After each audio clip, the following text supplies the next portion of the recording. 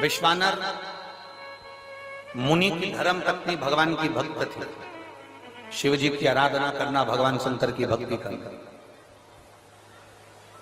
विश्वानर मुनि स्वयं शिव की आराधना में डूबने वाले।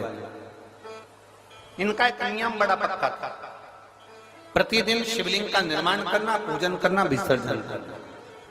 और जिस दिन शिवलिंग का निर्माण नहीं कर पाते थे, जिस दिन शंकर भगवान के शिवलिंग की आराधना नहीं कर पाते थे, जिस दिन भगवान शंकर के शिवलिंग का पूजन नहीं कर पाते थे, उस दिन एक बेलपत्री का दान देते थे।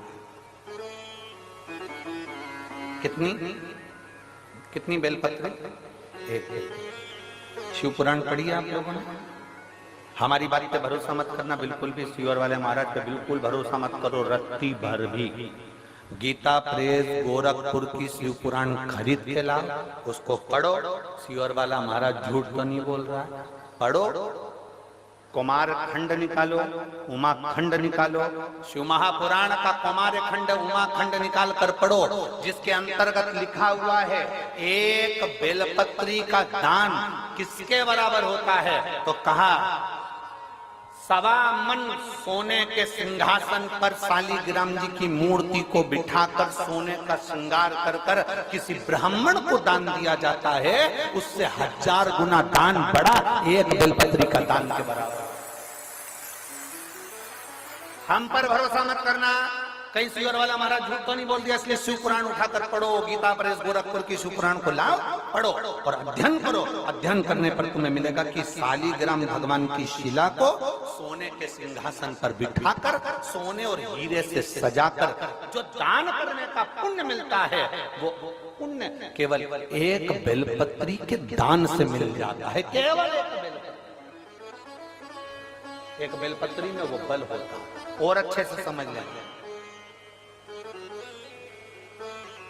शंकर जी पे चढ़ी हुई बेलपत्र, मान लो तुम्हारे पास में बेलपत्र नहीं, मान लो तुम्हारे पास में बेलपत्र नहीं,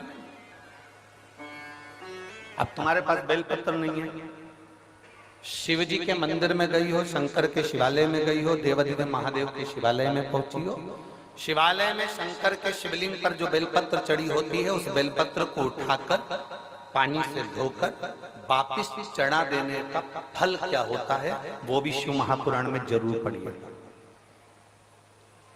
तारा बाबा की कुटिया में कथा चल रही है और श्री गुरु शिव पुराण चल रही है, जरा ध्यान से सुनना इसको, बहुत सावधानी से। जितने बाहर के पंडालों में भक्त बैठे और जितने आस्था चैनल पर सुन रहे हैं, जितने फेसबुक यूट्यूब पर सुन रहे हैं, जितने रोड पर बैठकर कथा सुन रहे हैं, जहां जहां आवाज जा रही है, जहां बैठकर कथा सुन रहे हैं, बहुत सावधानी से कथा का स्मरण करिएगा। एक बेलपत्री का दान शालिग्राम भगवान के सोने के सिंहासन पर बैठकर दान करने के बराबर है। शंकर भगवान के शिवलिंग पर चढ़ी हुई बेलपत्र को धोकर वापिस शंकर भगवान के शिवलिंग पर चढ़ाने का जो पुण्य है, कहा